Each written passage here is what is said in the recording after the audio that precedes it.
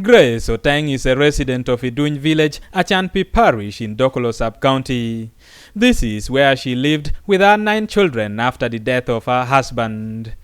Besides being the NRM women's leader in Iduny Village, Grace also leads a 30-member group who also congregate at her home for weekly meetings.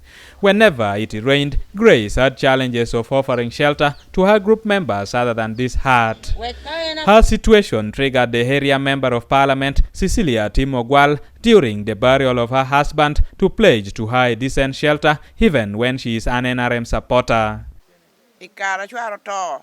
Imaroneno atame chwaro wehaye onu pero mabedo bi onu pore yoko onu chwer imate donyi ye te uneni wae imate chwalo James to apili te bino chakogero.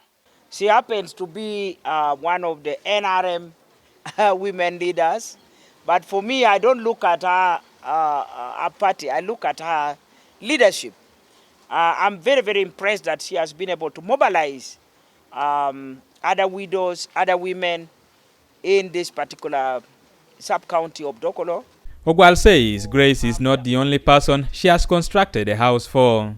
She has also been building houses for vulnerable elders in the district, including Mzee Saula Yile, who is over 100 years and one of the UPC's first members in 1962. And I'm appealing to the government, I'm appealing to the leaders outside there. If we don't do something for the widows, these people are going to die crying and cursing us. Grace and her colleagues who benefited from this charity could be smiling all their way, but there are several widows and vulnerable people in the communities who cannot afford to put a roof over their heads. All of us who are Christians, even those who are Muslims, we are told that God is love.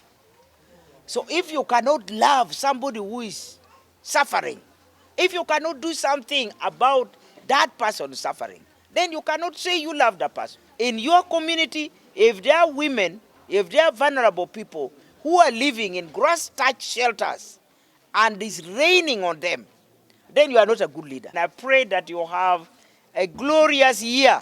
We are all anxiously waiting to enter the new year of 2022 because we have had enough with 2021.